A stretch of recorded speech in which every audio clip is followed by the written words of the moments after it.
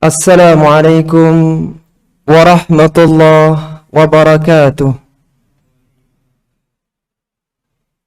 Alhamdulillahi rabbil alamin.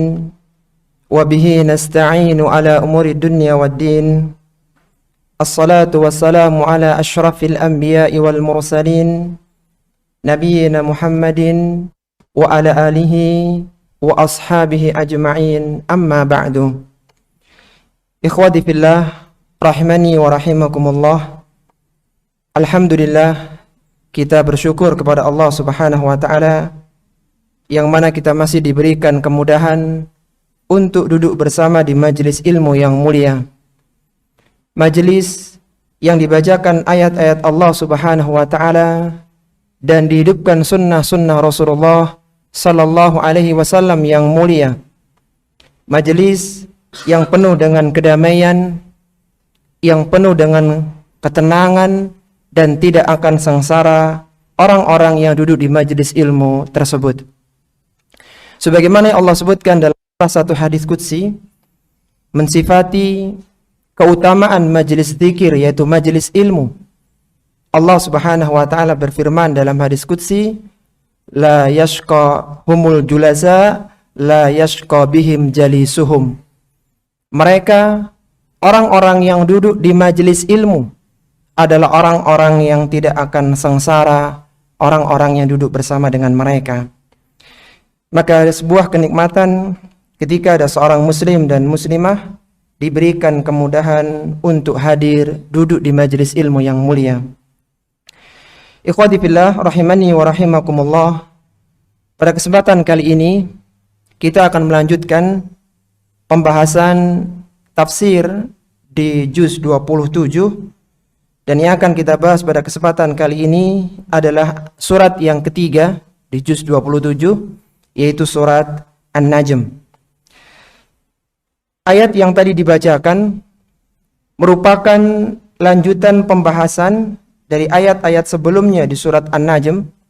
Surat An-Najm adalah surat Makkiyah yang Allah Subhanahu wa ta'ala menurunkan setelah Allah Subhanahu wa ta'ala menurunkan surat Al-Ikhlas. Di awal-awal pembahasan, sebelum menyebutkan pada ayat yang ke-26, Allah Subhanahu wa ta'ala menceritakan tentang 3 berhala orang-orang kafir pada masa jahiliyah. Yang pertama adalah Al-Lata, kemudian Al-Uzza, dan Manat. Ini 3 berhala besar mereka yang mereka agungkan, dan akhirnya berhala-berhala tersebut pun akhirnya dihancurkan ketika Fathu Makkah. Allah Subhanahu wa ta'ala menyebutkan tentang Al-Lata. Siapa dia Al-Lata? Al-Lata adalah berhala yang terletak di Taif yang diagungkan oleh Bani Thaqif dan para pengikutnya. Al-Lata disebut sebagai Al-Lata karena 2 alasan. Yang pertama, Al-Lata adalah bentuk mu'annas dari kata Allah menurut mereka. Jadi Allah itu haknya, huruf hak yang terakhir itu diganti dengan alif dan ta supaya jadi mu'annas. Jadinya Al-Lat, Al-Lat gitu. Itu alasan pertama. Jadi bentuk mu'annas dari kata Allah, dan maha tinggi Allah Subhanahu wa ta'ala dari apa yang mereka ucapkan. Al-Lata, dia dikatakan Al-Lata, alasan yang kedua, karena dahulu ada seorang laki-laki yang biasa memberikan makan jamuan kepada jamaah haji pada masa jahiliyah. Ini sebagaimana penjelasan dari Abdullah bin Abbas, seorang sahabat pakar tafsir yang wafat tahun 68 Hijriyah di Taif. Jadi Al-Lata itu berhalanya orang-orang Taif, dan Abdullah bin Abbas wafat di Taif. Kata Abdullah bin Abbas dalam riwayat Bukhari, beliau mengatakan, kana Al-Latu rajulan yaluttu sawiqal haji. Dahulu Al-Lat adalah seorang laki-laki yaluttu sawiqal haji, yang biasa dia menumbuk tepung untuk para jamaah haji. Itu Al-Lata. Jadi karena 2 alasan. Yang pertama karena kata mu'annas dari Allah, dan yang kedua adalah nama orang yang biasa memberikan jamuan di masa jahiliyah untuk para jamaah haji. Kemudian sembahan mereka yang kedua adalah Al-Uzza. Al-Uzza ini adalah berhala yang terletak di lembah Nakhlah di dekat Taif. Jadi kalau Latanya di Taif, kemudian Al-Uzza itu di dekat Taif di lembah Nakhlah. Al-Uzza ini dikatakan Al-Uzza karena diambil dari nama Allah Al-Aziz. Al-Aziz itu bentuk mudzakarnya menurut mereka, sedangkan muannasnya adalah Uzza. Jadi tambah alif maksurah. Jadi bentuk perempuan begitu. Dan Al-Uzza ini dia ada jinnya, dia berada di sebuah pohon besar, dan suatu ketika Rasulullah SAW pernah memerintahkan kepada Khalid bin Walid untuk menghancurkannya dan membunuh jin yang ada di dalam berhala tersebut, yaitu jin Al-Uzza. Kemudian sembahan yang ketiga adalah Manat. Manat adalah berhala yang terletak di Musyallal. Dan berhala ini, yarhamukallah, adalah berhala yang diagungkan oleh orang-orang Aus dan Khazraj. Dan Al-Manan atau Manan ini, Manat ini diambil dari nama Al-Mannan, yaitu yang maha pemberi.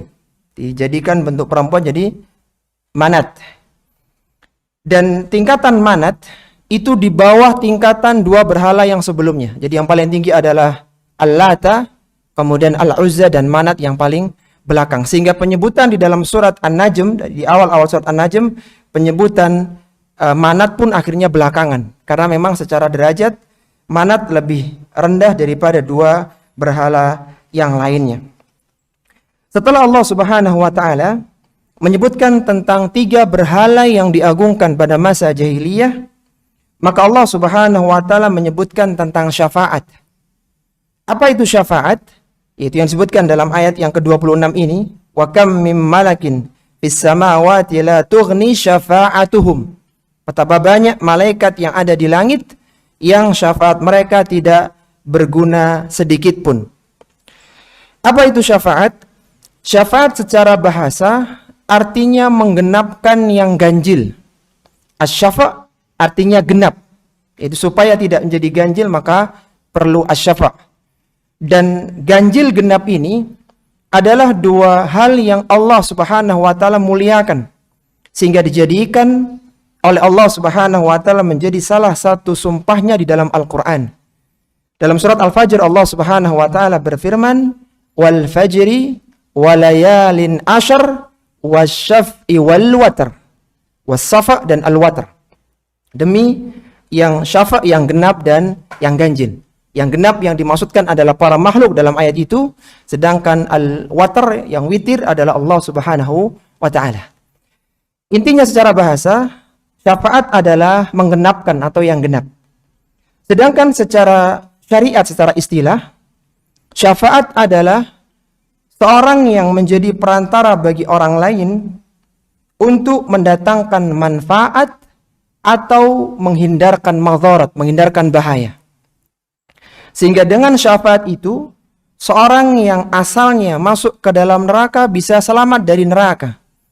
Seorang yang asalnya diletakkan di dasar neraka, diletakkan di tepi neraka. Bahkan seorang yang asalnya berada di surga yang bawah, bisa ditinggikan derajatnya melalui syafaat. Syafaat ketika dilihat dari sudut pandang pihak yang memberikan syafaat, maka terbagi menjadi dua. Yang pertama adalah syafaat yang diberikan khusus oleh Rasulullah Sallallahu Alaihi Wasallam saja dan tidak berlaku untuk yang lainnya. Kemudian yang kedua adalah syafaat yang berlaku untuk umum manusia selain Rasulullah Sallallahu Alaihi Wasallam, bahkan di kalangan para malaikat. Apa syafaat yang khusus untuk Nabi Sallallahu Alaihi Wasallam saja, yang tidak dimiliki oleh makhluk yang lainnya? Ada tiga. Yang pertama adalah syafaatul uzmah, syafaat yang terbesar, yaitu syafaat untuk menyegerakan hisab pada hari kiamat kelak.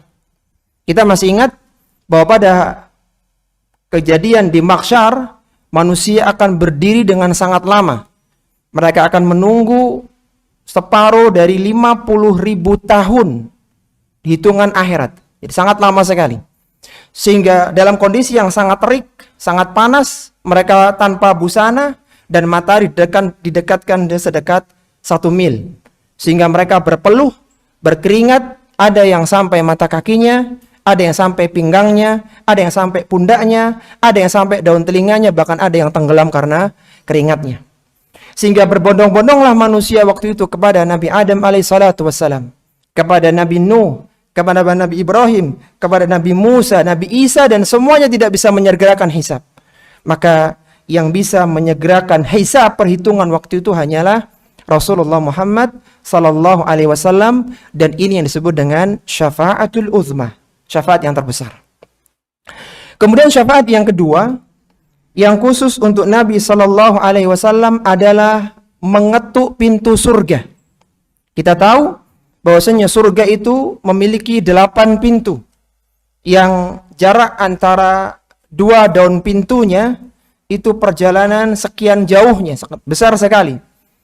Maka tidak akan dibuka pintu surga itu kecuali setelah diketuk oleh Rasulullah sallallahu alaihi wasallam. Kemudian baru dibukalah pintu surga, sehingga dikatakan dalam surat Az-Zumar, wa futihat abwabuha, dan pintu surga telah terbuka. Yang membuka hanyalah Rasulullah sallallahu alaihi wasallam dan tidak diizinkan untuk orang yang lainnya.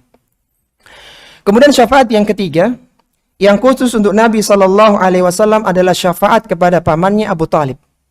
Yang dengan syafaat beliau, meskipun Abu Talib meninggal dalam kondisi musyrik, mengikuti agama nenek moyangnya, yang dia kekal dalam neraka, tapi dengan syafaat Rasulullah sallallahu alaihi wasallam, Abu Talib berada di tepi neraka atau neraka yang permukaan.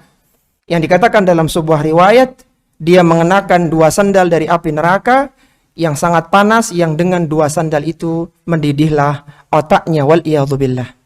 Tidak ada yang bisa memberikan syafaat untuk orang kafir, untuk pamannya, kecuali hanya Rasulullah sallallahu alaihi wasallam saja.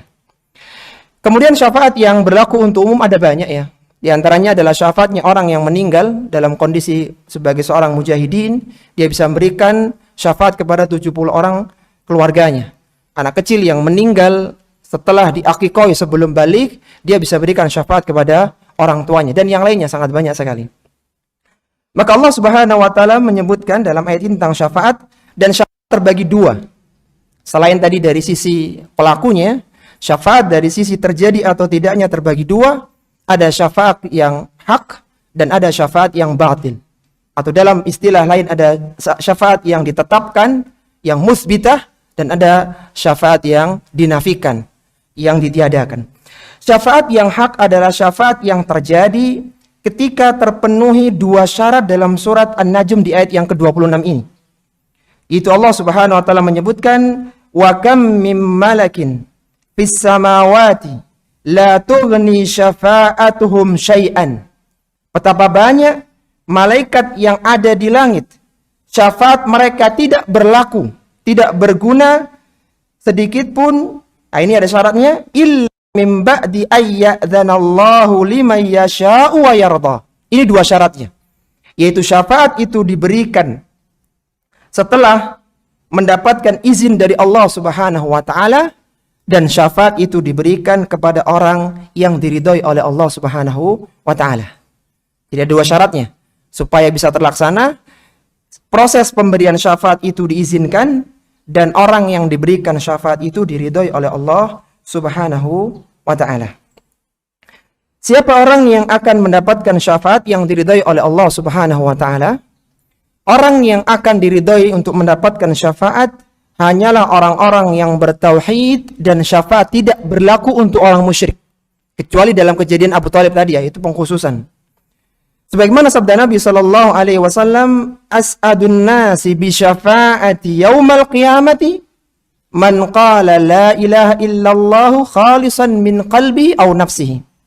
Kata Nabi sallallahu alaihi wasallam, orang yang paling berbahagia dengan syafaatku pada hari kiamat adalah orang yang mengucapkan la ilaha illallah, tiada ilah yang berhak disembah kecuali Allah, khalisan min qalbihi aw nafsihi, yang dia ucapkan dengan ikhlas dari dirinya atau dari hatinya. Jadi 2 syaratnya, itu diridhoi dan mendapatkan izin. Kalau kita tarik sebuah kesimpulan umum dari ayat ini, bahwa kalaulah malaikat saja yang penuh dengan kemuliaan, yang tidak bermaksiat kepada Allah Subhanahu wa taala sedikit pun, tidak berlaku syafaat mereka, apakah kiranya Al-Lata, Al-Uzza dan Manat bisa memberikan syafaat? Jawabannya gimana? Tentunya tidak bisa. Malaikat saja tidak bisa. Apalagi berhala-berhala yang mereka perbuat, mereka buat itu. Jadi ini secara ringkas dari tafsir pada ayat yang ke-26. Kemudian Allah Subhanahu wa taala berfirman, "Innal ladzina la yu'minuna bil akhirati." Sesungguhnya orang-orang yang tidak beriman terhadap kehidupan akhirat. Orang yang tidak beriman kepada kehidupan akhirat merupakan langkah awal dia terjerumus dalam berbagai dosa dan keburukan. Karena orang yang melakukan dosa dan kemaksiatan, maka dia berada di antara satu dari dua kemungkinan. Yang pertama, dia tidak percaya dengan adanya hisab pada hari kiamat, atau ketika dia tergelincir dalam dosa itu, imannya sedang turun sehingga keimanan tentang akhirat itu berkurang. Orang-orang yang tidak beriman dengan kehidupan akhirat, maka dia menjadikan kehidupan dunianya sekeinginan dia. Dan itu merupakan awal dia terjerumus pada kemaksiatan dan dosa. Di antara bentuk kemaksiatan mereka, kata Allah, la yusammunal malaikata tasmiyatal untha. Mereka akan memberikan nama kepada para malaikat dengan nama-nama wanita. Karena mereka meyakini bahwasanya malaikat itu adalah berjenis kelamin wanita, atau mereka meyakini bahwa malaikat itu adalah putri-putri Allah Subhanahu wa taala dan Maha Suci Allah Subhanahu wa taala dari apa yang mereka ucapkan. Jangan dikira mengatakan malaikat wanita itu hal yang biasa. Ucapan itu adalah ucapan yang mungkar, yang akan Allah mintai pertanggungjawaban. Mereka mengucapkan itu padahal mereka tidak tahu bagaimana penciptaan malaikat. Mereka tidak pernah melihat bagaimana Allah menciptakan para malaikat yang sangat banyak itu. Tapi dengan persangkaan mereka, dengan asumsi dan anggapan mereka, mereka mengatakan malaikat itu wanita. Dan ini disebutkan oleh Allah dalam Al-Quran, dalam surat Az-Zukhruf, wa ja'alul malaikata alladhina hum ibadur rahmani inatha. Mereka menjadikan para malaikat-malaikat yang mereka adalah hamba Allah yang Maha Pengasih, inathan, sebagai wanita. Jadi anggapnya malaikat-malaikat itu adalah berjenis kelamin wanita. Asyahidu khalqahum. Allah bertanya, apakah mereka pernah melihat penciptaan malaikat? Sehingga tahu jenis kelaminnya, ini perempuan, ini laki-laki. Ini laki-laki, ini wanita. Sedangkan mereka tidak pernah melihatnya. Apa kata Allah? Sataktubu syahadatuhum wa yus'alun. Maka akan dituliskan persaksian mereka, ucapan-ucapan mereka itu, dan mereka akan dimintai pertanggungjawaban dari perkataan tersebut. Jadi mengatakan malaikat wanita ini adalah sebuah kezaliman, adalah sebuah dosa yang akan dimintai pertanggungjawaban.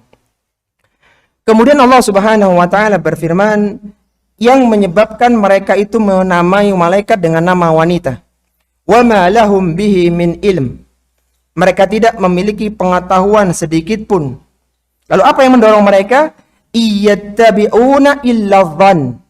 Tidak ada yang mereka ikuti kecuali hanya persangkaan, hanya dugaan, hanya anggapan saja bahwa malaikat itu adalah wanita atau anak-anak perempuan Allah. Wa inna dhanna la yughni minal haqqi syai'a. Dan sesungguhnya persangkaan tidak bermanfaat sedikit pun terhadap kebenaran. Bahkan persangkaan itu adalah perkataan yang paling dusta. Iyyakum wadhann fa inna dhanna akdzabul hadits. Kata Nabi SAW, jauhilah kalian dari persangkaan, karena sesungguhnya persangkaan adalah perkataan yang paling dusta. Jadi mereka menyebut para malaikat itu dengan berjenis kelamin wanita, padahal mereka tidak punya bukti, tidak punya dalil. Seharusnya ilmu itu dikatakan ilmu ketika dia ada dalilnya, ada bukti yang jelas, ada nyatanya. Ilmu tidak bisa dibangun dengan asumsi dan persangkaan, tapi dia butuh dalil, butuh bukti. Kemudian Allah Subhanahu wa taala menyebutkan kepada Rasulullah sallallahu alaihi wasallam dan para orang-orang yang mengikutinya menyikapi orang-orang yang melakukan perbuatan kekufuran tadi, Allah berfirman, fa'arid amman tawalla an dzikrina. Maka berpalinglah dari orang-orang yang berpaling dari peringatan kami. Itu berpaling dari peringatan Al-Quran. Al-Quran disebut pula sebagai az-zikr. Sebagaimana disebutkan dalam banyak ayat, inna nahnu nazzalna dzikra wa inna lahu lahafidun. Sesungguhnya kami yang menurunkan az-zikr, yaitu Al-Quran, dan kami akan jaganya. Jadi dzikrina di sini adalah Al-Quranul Karim. Jauhilah orang-orang yang tidak mengikuti petunjuk dan berpalinglah dari orang-orang yang tidak mengikuti Al-Quran. Kenapa demikian? Walam yurida illal hayatad dunya. Karena mereka tidak menginginkan kecuali hanyalah kehidupan dunia saja. Yang mereka cari hanyalah kehidupan dunia semata. Kemudian Allah Subhanahu wa taala berfirman, "Dzalika mablaghuhum minal ilm." Itulah sejauh-jauh pengetahuan mereka.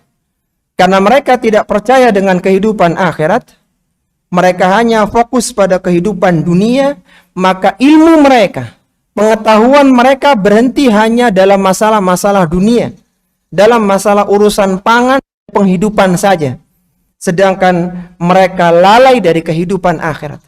Mereka tahu semua ilmu-ilmu tentang dunia yang bermanfaat untuk kehidupan di dunia, akan tapi mereka tidak belajar sedikit pun tentang kehidupan di akhirat. Sebagaimana perkataan Az-Zajjaj rahimahullahu ta'ala yang dibawakan oleh Al-Imam Al-Baghawi atau Al-Imam Ibnul Jauzi dalam kitabnya Zadul Masir fi ilmi tafsir, kata Az-Zajjaj ketika menafsir ayat yang mulia ini, dzalika mablaghuhum minal ilm, dzalika mablaghuhum minal ilm. Itulah sejauh-jauh pengetahuan mereka, kata Az-Zajjaj, innama ya'lamuna ma yahtajuna ilaihi fi ma'ishatihim fi ma'ayisihim. Sesungguhnya mereka hanyalah mengetahui hal-hal yang mereka butuhkan fi ma'ayishihim, dalam urusan ma'isyah mereka, dalam urusan makanan mereka, dalam urusan penghidupan mereka, dalam urusan masalah harta saja. Waqad nabadhu amral akhirah. Dan sungguh mereka telah lalai, mereka telah meninggalkan pengetahuan tentang akhirat. Padahal kalaulah mereka itu hidup di dunia yang hanya 10, yang hanya 50, 80, 100 tahun paling lama, itu mereka belajar luar biasa untuk bisa sukses di dunia.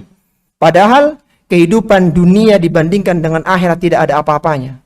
Apa kata orang-orang yang dibangkitkan dari alam kuburnya ketika di padang mahsyar, menggambarkan panjangnya kehidupan setelah kematian? Mereka mengatakan, ka'annahum yawma yarawnaha lam yalbasu illa ashiyatan aw duhaha. Kata mereka, sesungguhnya kami seolah-olah tidak pernah hidup di dunia, tidak pernah tinggal di dunia, illa ashiyatan aw duhaha, kecuali asyiyah, yaitu waktu antara zuhur dengan asar, aw duhaha, atau kami hanya hidup di antara waktu duha dengan zuhur. Itu 70, 80, 100 tahun dibandingkan dengan panjangnya kehidupan setelah kematian. Kalau untuk urusan 70, 80 tahun mereka belajar mati-matian, seharusnya untuk kehidupan setelah kematian mereka lebih bersemangat. Akan tapi kata Allah, dzalika mablaghuhum minal ilm. Itulah puncak dari pengetahuan mereka, yang mereka hanya tahu urusan dunia dan tidak paham dengan urusan akhirat. Maka semoga kita bisa menghafal satu doa dari Nabi SAW untuk berlindung dari ilmu dunia saja. Rasulullah mengajarkan sebuah doa, Allahumma la taj'al musibatana fi dinina wa la taj'alid dunya akbar hammina wa la mablagha ilmina wa la tusallid alaina man la yarhamuna. Kata Nabi SAW, ya Allah, janganlah engkau timpakan musibah di dalam agama kami. Karena ketika seorang terkena syubhat, terkena musibah dalam agama, lebih sulit untuk disembuhkan daripada musibah fisik. Wala taj'alid dunya akbar hammina. Jangan kau jadikan dunia menjadi impian besar kami. Wala mablagha ilmina. Dan jangan jadikan dunia sebagai puncak penghujung dari pengetahuan kami. Itu seorang tidak tahu kecuali urusan dunia. Kemudian kata Nabi SAW, wala tusallit alaina man la yarhamuna, dan jangan kau jadikan orang-orang yang tidak menyayangi kami untuk menguasai kami. Dan semoga doa ini bisa dihafal ya. Silakan di-download dan dihafalkan doa yang sangat bagus dari Nabi SAW yang dihasankan oleh Syekh Albani dalam riwayat Tirmidzi. Kemudian Allah Subhanahu wa taala berfirman, "Walillahi ma fis samawati wa ma fil ardi." Hanya milik Allah Subhanahu wa taala yang ada di langit dan yang ada di bumi, liyajziyal ladzina asa'u bima amilu. Yang mana Allah Subhanahu wa taala akan berikan balasan kepada orang-orang yang berbuat buruk sesuai dengan apa yang mereka kerjakan, wa yajziyal ladzina ahsanu bil husna, dan Allah akan memberikan balasan kepada orang yang berbuat baik dengan pahala yang lebih baik, dengan surga Allah Subhanahu wa taala. Baik, ayat yang mulia ini, ayat yang ke-31 ini ditafsirkan oleh Allah Subhanahu wa taala dengan ayat setelahnya pada ayat yang ke-32. Sebelum kita bahas tentang ayat yang ke-32, kita bahas dulu tentang maratibut tafsir bil ma'thur. Tingkatan di dalam menafsirkan secara riwayat. Tafsir bil ma'thur itu ada 4 tingkatannya. Yang pertama adalah menafsirkan ayat dengan ayat Al-Quran. Ini adalah tingkatan yang paling tinggi. Menafsirkan ayat dengan ayat Al-Quran terbagi menjadi 2. Yang pertama ada yang munfasil, yang terpisah, ayatnya di satu surat, penjelasannya di surat yang lain. Sebagaimana disebutkan dalam surat Al-Fatihah misalnya, ketika Allah menyebutkan Maliki Yaumiddin, Allah lah yang menguasai Yaumuddin. Yaumuddin ditafsirkan oleh Allah dalam surat Al-Infitar. Tsumma ma adraka ma yaumuddin. Apa itu yaumuddin? Yauma la tamliku nafsun li nafsin syai'a wal amru yauma idzil lillah. Yaitu hari ketika seorang tidak bisa menolong orang lain dan semua urusan di tangan Allah Subhanahu wa taala. Ayat di surat Al-Fatihah ditafsirkan dengan surat apa tadi? Al-Infitar. Jadi al-munfasil, dia terpisah. Jadi ini enggak banyak jumlahnya, enggak banyak. Kalau antum ingin merujuk silakan melihat di kitab yang ditulis oleh Syekh Al-Amin As-Sinkiti yang sangat bagus yang berjudul Adwa'ul Bayan fi Idhahil Quran bil Quran. Antum akan dapatkan banyak ayat ditafsirkan dengan ayat yang semisalnya. Kemudian yang kedua, masih pada tafsiran ayat dengan ayat yang muttasil, yang bersambung. Dan ini sangat banyak sekali. Salah satu contohnya adalah surat di dalam surat Al-Ma'arij. Ketika Allah Subhanahu wa taala menyebut tentang tabiat manusia punya penyakit halu'ah. Kata Allah Subhanahu wa taala, "Innal insana khuliqa halu'ah." Sesungguhnya Allah ciptakan manusia punya sifat halu'ah. Apa itu halu'ah? Ditafsirkan dengan 2 ayat setelahnya. Halu'ah adalah inna khuliqal insana halu'ah idza massahu syarru jazu'ah wa idza massahul khairu manu'ah. Halu'ah adalah penyakit yang kalau orang itu mendapatkan keburukan berkeluh kesah, dan ketika dia mendapatkan kebaikan dia sangat pelit. Itu halu'ah. Dan tabiat asal manusia. Dan biasanya ya, tafsiran ayat yang muttasil itu ada qarinahnya, ada indikasinya. Biasanya menggunakan kata alladzina, alladzina, alladzina. Biasanya, meskipun tidak semua. Dan salah satunya dalam ayat yang mulia ini. Jadi disebutkan nanti alladzina jtanibuna kaba'ir dan seterusnya. Baik, kita teruskan dulu tentang maratibut tafsir bil ma'thur. Tingkatan yang kedua, kalaulah tidak ada ayat yang menafsirkan ayat setelahnya, maka datangkan hadis yang menafsirkan ayat tersebut. Ini level yang kedua. Salah satu contohnya ayat yang ditafsirkan dengan hadis adalah firman Allah Subhanahu wa taala dalam surat Ibrahim pada ayat yang ke-27. Allah Subhanahu wa taala berfirman, "Yutsabbitullahu alladhina amanu bil qawli tsabiti fil hayatid dunya wa fil akhirah." Allah Subhanahu wa taala akan memberikan keteguhan bagi orang-orang yang beriman bil qawli tsabit, dengan ucapan yang teguh. Kapan itu? Fil hayatid dunya wa fil akhirah. Ketika di kehidupan dunia dan di akhiratnya. Maka datanglah hadis dari Nabi sallallahu alaihi wasallam dan riwayat Muslim, Rasulullah menafsirkan ayat yang mulia ini. Beliau mengatakan, al-muslimu idza su'ila fi qabrihi fayashhadu an la ilaha illallah wa ashhadu anna Muhammadar Rasulullah fadzalika qawluhu yuthabbitu Allahu alladhina amanu bil qawli tsabiti fil hayati dunya wa fil akhirah. Kata Nabi sallallahu alaihi wasallam, apabila ada seorang muslim yang ketika dikuburnya, ketika ditanya oleh mungkar dan nakir tentang siapa Rabbmu, apa agamamu, siapa nabimu, kemudian dia bisa mengucapkan ucapan yang teguh, yaitu syahadat, asyhadu an la ilaha illallah wa asyhadu anna Muhammadar Rasulullah, maka itulah maksud dengan peneguhan di akhirat. Akhirat maksudnya di alam kubur. Jadi ayat ditafsirkan dengan hadis Nabi sallallahu alaihi wasallam. Kemudian yang ketiga adalah ayat ditafsirkan dengan perkataan sahabat. Dan ini nggak banyak jumlahnya. Seperti misalnya firman Allah Subhanahu wa taala dalam ayat kursi, wasi'a kursiyuhu samawati wal ard. Dan kursi Allah Subhanahu wa taala seluas langit dan bumi. Kata Abdullah bin Abbas radhiyallahu taala anhuma, sahabat pakar tafsir yang wafat tahun 68 Hijriah di Taif. Beliau mengatakan al-kursi maudhi'ul qadamain. Kursi yang dimaksudkan dalam ayat itu adalah tempat dua telapak kaki Allah Subhanahu wa taala yang mulia. Dan ini tidak banyak jumlahnya. Kemudian yang terakhir adalah ayat ditafsirkan dengan perkataan tabi'in. Dan ini berhenti di sini. Tidak ada ayat ditafsirkan dengan perkataan tabi'ut tabi'in. Baik. Kemudian kita masuk pada ayat yang mulia ini.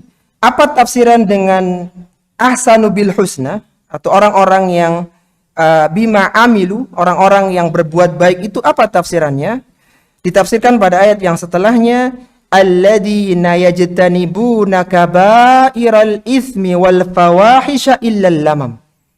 Orang yang berbuat baik adalah orang yang menjauhi al-kaba'ir wal itsm. Al-kaba'iral itsm, yaitu dosa besar, wal fawahish, dan fahisyah illal lamam. Kecuali dia tergelincir pada al-lamam. Jadi orang yang berbuat baik bukan berarti tidak pernah melakukan dosa, tapi dia tergelincir pula dalam al-lamam. Perhatikan kalimat kabairal itsmi wal fawahish. Kabairal itsmi wal fawahish. Yang secara terjemahan adalah dosa besar dan fahisyah. Syekh Abdurrahman bin Nasir As-Sa'di rahimahullahu taala dalam kitabnya Al-Qawaidul Hisan Al-Muta'alliqah bi Tafsiril Quran, beliau menyebutkan di kaidah yang ke-17, itu ada 105 kaidah bagi yang ingin belajar tafsir Al-Quran. Di kaidah yang ke-17 ada kaidah yang menarik, ikhwati fillah, untuk menjelaskan ayat yang mulia ini. Kaidahnya berbunyi begini. Ba'dul asma'il waridati fil Qur'anil karimi idza ufrida dalla ala ma'nal ami munasibilahu. Wa idza qurina ma'a ghairihi dalla ala ba'dil ma'na wa dalla ma qurina ma'hu ala baqihi. Artinya adalah sebagian nama, sebagian isim di dalam Al-Qur'anul Karim, maka idza ufrida, ketika disebutkan secara menyendiri, maka dia akan datang dengan makna yang umum yang mencakup.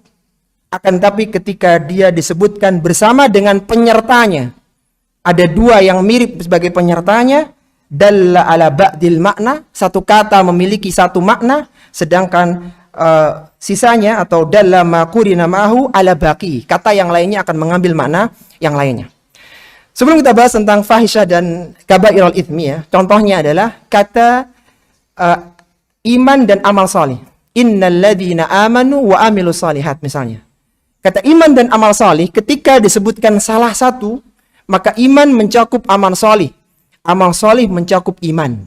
Akan tapi saat disebutkan secara bersamaan, iman berarti keyakinan dalam hati, sedangkan amal salih berarti bentuk aplikasinya, itu perbuatannya. Wa ta'awanu 'alal birri wat taqwa, kata Allah. Bertolong menolonglah kalian dalam kebaikan dan takwa. Kata albir mencakup kata takwa kalau disebutkan sendirian. Demikian pula kata takwa mencakup albir, kebaikan.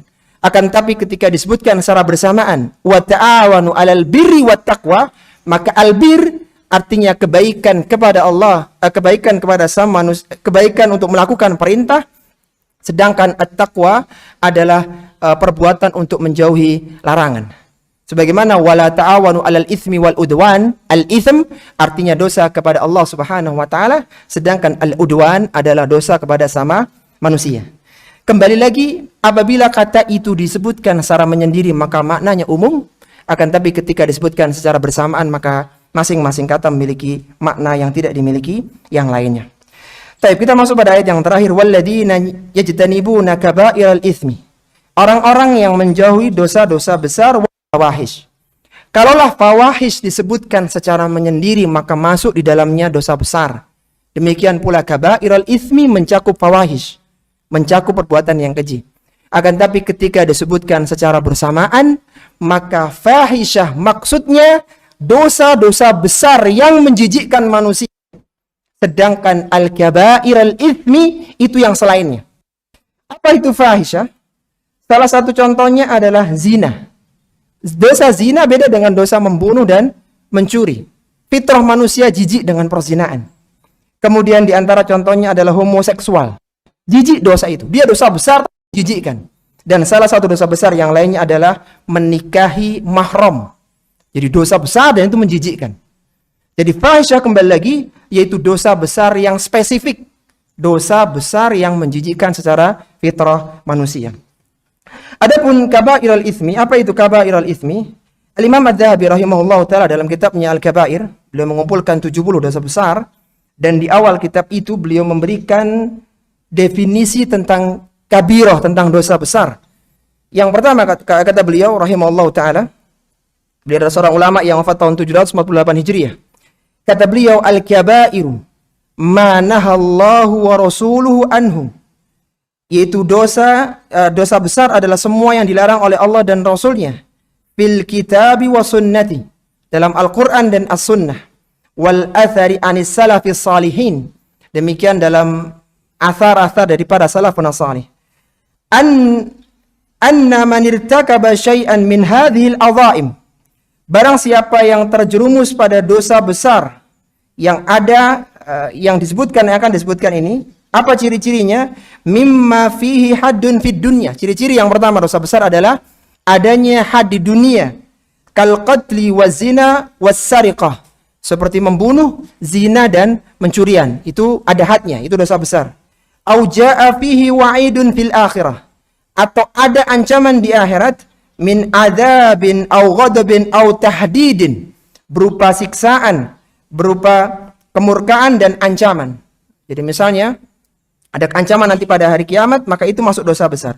Au lu'ina fa'iluhu ala lisani nabiyyina Muhammadin, atau dilaknat pelakunya oleh lisan Nabi sallallahu alaihi wasallam, fa innahu kabirah. Maka semua itu masuk dalam dosa besar, yaitu ada hadnya di dunia, ada ancaman di akhirat, atau ada laknat dari Nabi sallallahu alaihi wasallam, itu kategori dosa besar. Dari ayat yang mulia ini ikhwati fillah, maka terambillah sebuah kaidah yang sangat besar yang dikatakan oleh Syekh Abu Bakar Jabir Al-Jazairi dalam kitabnya Aisarut Tafasir li Kalamil Aliyyil Kabir. Beliau mengambil sebuah kaidah yang sangat bagus, annas-saghaira tukaffiru bijtinabil kabairi. Annas-saghaira tukaffiru bijtinabil kabairi. Sungguhnya saghair, dosa-dosa kecil itu akan dihapuskan ketika seorang meninggalkan dosa besar. Inna rabbaka wasi'ul maghfirah. Sesungguhnya Rabbmu sangat luas pengampunannya. Ini berlaku untuk dua orang, yaitu orang yang terjumus dalam dosa besar dan dia bertobat. Yang kedua bagi orang yang melakukan dosa-dosa kecil yang tidak rutin. Wa a'lamu bikum id ansha'akum minal ardi wa id antum ajinnatun fi butuni ummahatikum.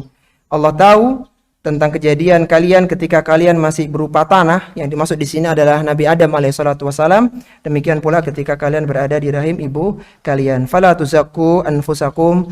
Janganlah kalian menganggap suci diri kalian. Wa a'lamu bimanittaqa. Karena Allah lebih tahu siapa yang lebih bertakwa. Inilah ikhwati fillah rahimani wa rahimakumullah, secara sederhana tafsir dari surat An-Najm. Silakan selebihnya dibaca di kitab-kitab tafsir para ulama. Semoga Allah Subhanahu wa taala menjauhkan kita dari berbagai dosa-dosa besar dan melindungi kita dari dosa-dosa kecil, dan semoga Allah mudahkan kita untuk masuk ke dalam surga yang penuh dengan ampunan, rahmat dan kenikmatan. Kurang lebihnya mohon maaf. Wassallallahu ala nabiyyina Muhammad wa ala alihi wa sahbihi wasallam. Subhanakallahumma wa bihamdika asyhadu an la ilaha illa anta astaghfiruka wa atubu ilaik wa akhiru da'wana anil hamdulillahi rabbil alamin. Wassalamualaikum warahmatullahi wabarakatuh.